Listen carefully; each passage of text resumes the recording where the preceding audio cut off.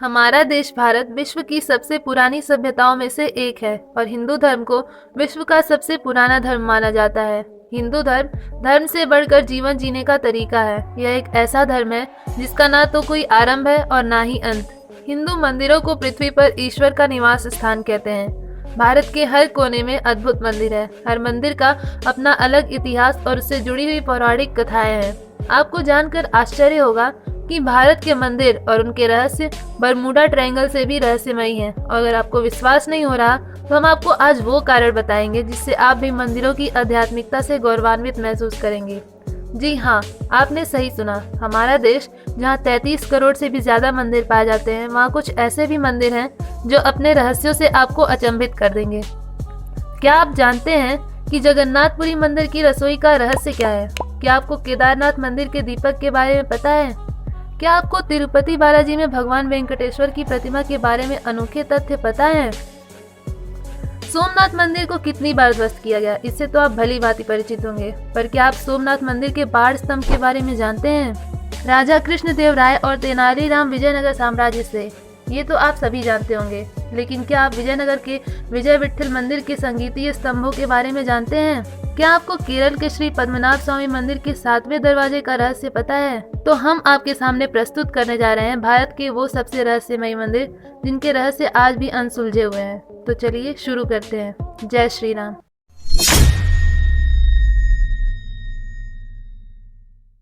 जगन्नाथपुरी हिंदू धर्म के हिसाब से 4 धाम बद्रीनाथ, द्वारिका, रामेश्वरम और पुरी है। मान्यता है कि भगवान विष्णु जब चारों धाम पर बसे तो सबसे पहले बद्रीनाथ गए और वहां स्नान किया। इसके बाद वो गुजरात के द्वारिका गए और वहां कपड़े बदले। द्वारिका के बाद उड़ीसा के पुरी में उन्होंने भोजन किया और अंत में तमिलनाडु के रामेश्वरम में विश्राम किया। पुरी में भगवान श्री जगन्नाथ का मंदिर है। पुरी के इस मंदिर में भगवान जगन्नाथ, उनके भाई बालभद्र और बहन सुभद्रा की काठ की मूर्तियाँ हैं।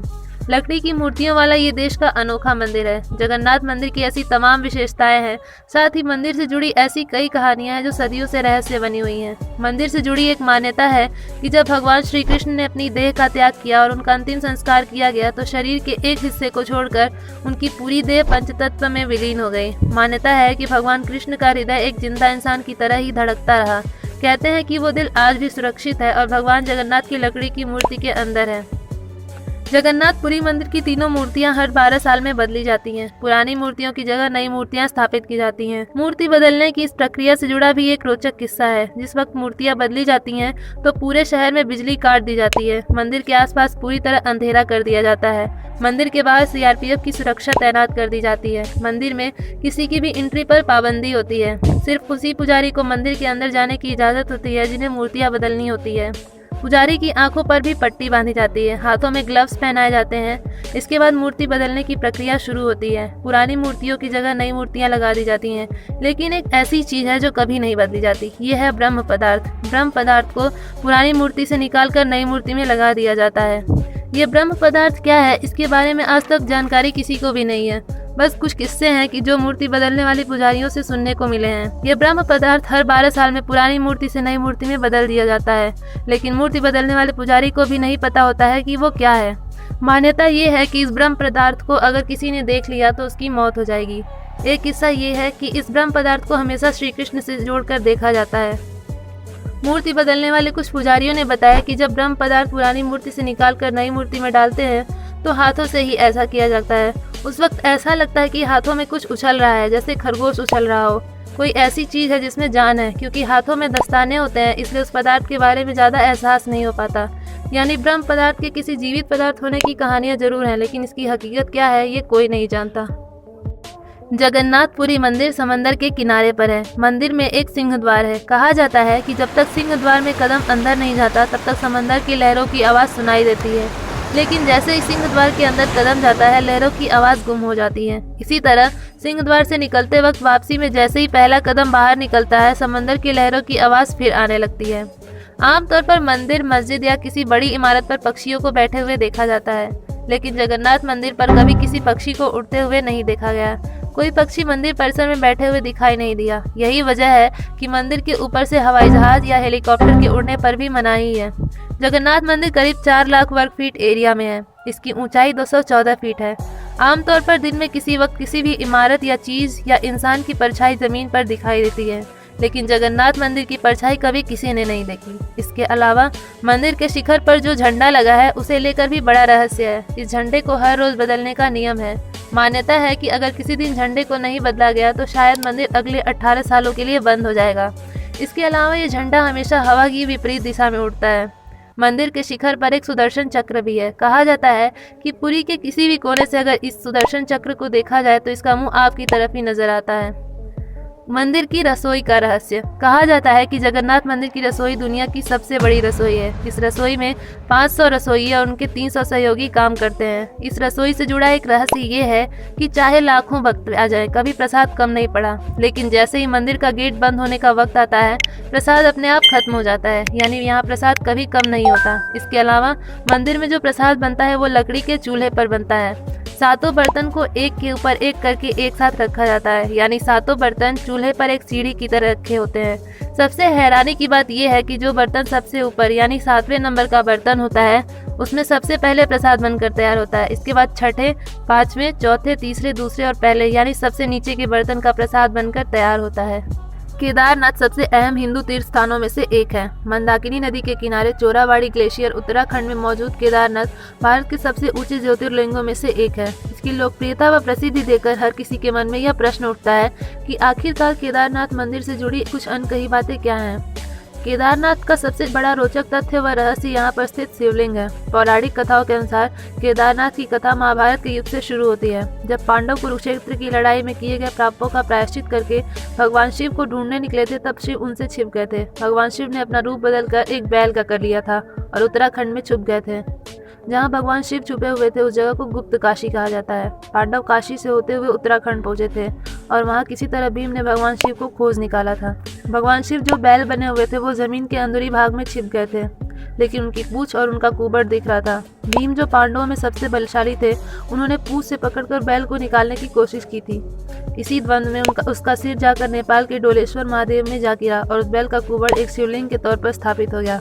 इसी कड़ी में पहाड़ के 2 हिस्से हो गए, जिन्हें अब नर और नारायण के नाम से जाना जाता है, और यही कारण माना जाता है कि केदारनाथ का शिवलिंग त्रिकोणीय आकार में है, जो आम शिवलिंग की तरह नहीं दिखता। केदारनाथ मंदिर का निर्माण बड़े बड़े पत्थरों, चट्टानों और शिलाखंडों से किया गया है। इन शिलाखंडों को आपस में जोड़ने के लिए इंटरलॉकिंग तकनीक को अपनाया गया है, जिसमें कहीं भी सीमेंट इत्यादि का प्रयोग नहीं किया गया है। इसमें सबसे बड़ा रोचक तथ्य व रहस्य यह है कि केदारनाथ स्वयं समुद्र तल से 22,000 फीट की ऊंचाई पर स्थित है। इतनी अधिक ऊंचाई पर इतने विशाल शिलाखंडों को पहुंचाना और फिर उन्हें एक के ऊपर एक रखकर इंटरलॉकिंग करना किसी मानव के लिए सक्षम नहीं दिखता। मंदिर निर्माण का यह अद्भुत रूप इसे और भी रोचक बना देता है। केदारनाथ मंदिर भक्तों के लिए केवल 6 माह तक ही खुलता है। मई में अक्षय तृतीया के दिन इसे खोला जाता है व दीपावली के अगले दिन गोवर्धन पूजा में इसे बंद कर दिया जाता है। उसके बाद मंदिर के कपाट 6 माह तक बंद रहते हैं व भगवान शिव के प्रतीकात्मक स्वरूप को नीचे उखी मठ में स्थापित कर दिया जाता है। इसका एक और सबसे बड़ा रोचक तथ्य है यहाँ जलने वाली अखंड ज्योत या दीपक। दरअसल जब मंदिर के पुजारियों द्वारा सर्दियों में मंदिर के कपाट बंद कर ताला लगा दिया जाता है, तब मंदिर के अंदर एक जलता हुआ दीपक छोड़ दिया जाता है। इसके 6 माह पश्चात जब मंदिर के कपाट पुनः खोले जाते हैं, तब वह दीपक उसी तरह जलता हुआ पाया जाता है। इसके साथ ही ऐसा प्रतीत होता है कि जैसे कल ही किसी ने मंदिर में पूजा अर्चना व साफ सफाई की हो। 2013 में आई भीषण त्रासदी के बाद जब मंदिर के कपाट मई माह में खोले गए थे, तब भी यह अखंड ज्योत जल रही थी। केदारनाथ ने न केवल 2013 की प्राकृतिक आपदा झेली, बल्कि 400 साल तक यह मंदिर बर्फ में ढका रहा। जी हाँ, सही सुना आपने। वाडिया इंस्टीट्यूट हिमालय देहरादून के द्वारा एक शोध किया गया, जिसमें बताया गया कि 13वीं शताब्दी से लेकर 17वीं शताब्दी तक इस जगह पर भीषण बर्फबारी हुई थी। उस बर्फबारी में न केवल केदारनाथ मंदिर बल्कि संपूर्ण क्षेत्र बर्फ में दब गया था। तब 400 वर्षों तक केदारनाथ मंदिर पूरी तरह बर्फ में ढका रहा था।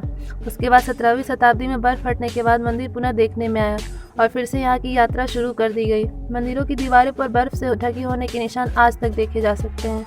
केदारनाथ मंदिर से जुड़ा एक और रोचक तथ्य है यहाँ के पुजारी। सदियों पहले जब भारत की भूमि पर आदि शंकराचार्य ने जन्म लिया था, तब उनके द्वारा केदारनाथ मंदिर का पुनर्निर्माण किया गया था। साथ ही उनकी समाधि भी केदारनाथ मंदिर के पीछे स्थित है। आदि शंकराचार्य के द्वारा केदारनाथ मंदिर की देखभाल व पूजा अर्चना का कार्य कर्नाटक राज्य के वीराशैव जंगल समुदाय के ब्राह्मणों को सौंपा गया था। तब से यह परंपरा आज तक चली आ रही है। इसके साथ ही मंदिर के सभी पूजा अनुष्ठान व कार्य कन्नड़ भाषा में किए जाते हैं। पुराणों में यह भविष्यवाणी की गई है कि भविष्य भविष्य में केदारनाथ धाम लुप्त हो जाएगा। उनके अनुसार नारायण की शक्ति से पहाड़ों का आपस में मिलन होगा और इस क्षेत्र पर स्थित सभी धाम लुप्त हो जाएंगे, जिनमें केदारनाथ व बद्रीनाथ मुख्य हैं। पहाड़ों के आपस में मिलन से इन धामों के मार्ग लुप्त हो जाएंगे व ये एक रहस्य बनकर रह जाएंगे। पुराणों में यह भी कहा गया है कि इसके बाद एक नया धाम बनेगा जिसे भविष्य बद्री के नाम से जाना जाएगा। तिरुपति बालाजी का मंदिर आंध्र प्रदेश के चित्तूर जिले में है। यह मंदिर अपने चमत्कार और रहस्यों के लिए जाना जाता है। यह भारत के मुख्य तीर्थ स्थलों में से एक है। कहा जाता है भगवान वेंकटेश्वर स्वामी की मूर्ति पर बाल लगे हैं जो असली हैं। यह बाल कभी भी उलझते नहीं है और हमेशा मुलायम रहते हैं। मान्यता है कि भगवान के इस रूप में माँ लक्ष्मी भी समाहित है, जिसकी वजह से श्री वेंकटेश्वर स्वामी को स्त्री और पुरुष दोनों के वस्त्र पहनाने की परंपरा है। जब आप मंदिर के गर्भगृह में प्रवेश करेंगे तो ऐसा लगेगा कि भगवान श्री वेंकटेश्वर की मूर्ति गर्भगृह के मध्य में है, लेकिन आप जैसे ही गर्भगृह के बाहर आएंगे तो चौंक जाएंगे, क्योंकि बाहर आकर ऐसा प्रतीत होता है कि भगवान की प्रतिमा दाहिनी तरफ स्थित है। अब यह सिर्फ भ्रम है या कोई भगवान का चमत्कार, इसका पता कोई भी नहीं लगा पाया है। तिरुपति बालाजी मंदिर में भगवान वेंकटेश्वर की प्रतिमा अलौकिक है। यह विशेष पत्थर से बनी है। यह प्रतिमा इतनी जीवंत है कि ऐसा प्रतीत होता है जैसे भगवान विष्णु स्वयं यहाँ विराजमान है। भगवान की प्रतिमा को पसीना आता है, पसीने की बूंदें देखी जा सकती हैं, इसलिए मंदिर में तापमान कम रखा जाता है। गुरुवार को भगवान वेंकटेश्वर को चंदन का लेप लगाया जाता है, जिसके बाद अद्भुत रहस्य सामने आता है। भगवान का श्रृंगार हटाकर स्नान कराकर चंदन का लेप लगाया जाता है और जब इस लेप को हटाया जाता है तो भगवान वेंकटेश्वर के हृदय में माता लक्ष्मी जी की आकृति दिखाई देती है। श्री वेंकटेश्वर स्वामी मंदिर में एक दिया हमेशा जलता रहता है और सबसे चौंकाने वाली बात यह है कि इस दीपक में कभी भी तेल या घी नहीं डाला जाता। यहाँ तक यह भी पता नहीं है कि दीपक को सबसे पहले किसने प्रज्वलित किया था। भगवान वेंकटेश्वर की प्रतिमा पर पचाई कपूर लगाया जाता है। कहा जाता है कि यह कपूर किसी भी पत्थर पर लगाया जाता है तो पत्थर में कुछ समय में दरारें पड़ जाती हैं, लेकिन भगवान बालाजी की प्रतिमा पर कोई प्रभाव नहीं पड़ता है। भगवान वेंकटेश्वर की मूर्ति पर कान लगाकर सुने तो समुद्र की लहरों की ध्वनि सुनाई देती है। यह भी कहा जाता है कि भगवान की प्रतिमा हमेशा नम रहती है। सोमनाथ मंदिर गुजरात के पश्चिमी तट पर सौराष्ट्र में वेरावल बंदरगाह के पास प्रभास पाटन में स्थित है। यह मंदिर भारत में भगवान शिव के 12 ज्योतिर्लिंग मंदिरों में से पहला माना जाता है। प्राचीन समय में इस मंदिर को कई मुस्लिम आक्रमणकारियों और पुर्तगालियों द्वारा बार बार ध्वस्त करने के बाद वर्तमान हिंदू मंदिर का पुनर्निर्माण वास्तुकला की चालुक्य शैली में किया गया। सोमनाथ का अर्थ है भगवानों के भगवान, जिसे भगवान शिव का अंश माना जाता है। यह मंदिर ऐसी जगह पर स्थित है जहां अंटार्कटिका तक सोमनाथ समुद्र के बीच एक सीधी रेखा में कोई भूमि नहीं है। माना जाता है कि सोमनाथ मंदिर का निर्माण स्वयं चंद्रदेव सोमराज ने किया था। इसका उल्लेख ऋग्वेद में किया गया है। अरब यात्री अल बरूनी ने अपने यात्रा वृतांत में इसका उल्लेख किया था, जिससे प्रभावित होकर महमूद गजनवी ने सन 1024 में अपने 5000 सैनिकों के साथ सोमनाथ मंदिर पर हमला किया और उसकी संपत्ति लूटकर मंदिर को पूरी तरह नष्ट कर दिया। उस दौरान सोमनाथ मंदिर के अंदर लगभग 50,000 लोग पूजा कर रहे थे। गजनवी ने सबका कत्ल करवा दिया और लूटी हुई संपत्ति लेकर भाग गया। इसके बाद गुजरात के राजा भीम और मालवा के राजा भोज ने दोबारा इसका निर्माण कराया। सन 1297 में जब दिल्ली सल्तनत ने गुजरात पर अपना कब्जा किया तो सोमनाथ मंदिर को 5वीं बार गिराया गया। मुगल बादशाह औरंगजेब ने 1702 में आदेश दिया कि यदि हिंदू सोमनाथ मंदिर में पूजा करने गए तो इसे पूरी तरह से ध्वस्त करवा दिया जाएगा। आखिरकार उसने पुनः 1706 में सोमनाथ मंदिर को गिरवा दिया। इस समय सोमनाथ मंदिर जिस रूप में खड़ा है उसे भारत के गृह मंत्री सरदार वल्लभ भाई पटेल ने बनवाया था और 1 दिसंबर 1995 को भारत के राष्ट्रपति शंकर दयाल शर्मा ने राष्ट्र को समर्पित किया था। आपको यह जानकर हैरानी होगी कि सोमनाथ मंदिर में स्थित शिवलिंग में रेडियोएक्टिव प्रॉपर्टी है जो जमीन के ऊपर संतुलन बनाए रखने में मदद करती है। मंदिर के दक्षिण में समुद्र के किनारे एक स्तंभ है जिसे बाढ़ स्तंभ के नाम से जाना जाता है। इसके ऊपर तीर रखा गया है जो यह दर्शाता है कि सोमनाथ मंदिर और दक्षिण ध्रुव के बीच पृथ्वी का कोई भाग नहीं है। सोमनाथ मंदिर को शुरुआत में प्रभास क्षेत्र के नाम से भी जाना जाता था और यहीं पर भगवान श्री कृष्ण ने अपना देह त्याग किया था। माना जाता है कि आगरा में रखे देव द्वार सोमनाथ मंदिर के ही हैं जिन्हें महमूद गजनवी अपने साथ लूट कर ले गया था। स्कंद पुराण के अनुसार जब जब संसार का पुनर्निर्माण होगा तब तब सोमनाथ मंदिर का नाम बदल जाएगा। स्कंद पुराण के अनुसार अगले युग में सोमनाथ मंदिर का नाम प्राणनाथ मंदिर होगा। हम्पी, जहां विजय विट्ठल मंदिर के अवशेष आज भी मौजूद हैं। इस नगर को 14वीं और 16वीं शताब्दी के मध्य बनाया गया था और इसके केंद्र में है विट्ठल मंदिर जो भारतीय वास्तुकला का एक अद्भुत नमूना है और इस नगर का सबसे बड़ा और प्रतिष्ठित मंदिर है। इस मंदिर का निर्माण यह सोचकर किया गया कि यह मंदिर धरती पर एक आकाशीय महल के समान हो। यही सोचकर राजा ने महान वास्तुकारों, इंजीनियरों और कारीगरों को इकट्ठा किया और ऐसी सुंदर इमारत बनवा डाला जो ऐसा संगीत निकालती है जिससे स्वयं देवतागण भी प्रसन्न हो उठे। विट्ठल मंदिर को 15वीं शताब्दी में देवराय द्वितीय के काल में बनाया गया था। यह मंदिर विट्ठल भगवान को समर्पित है, जो भगवान विष्णु का ही अवतार है।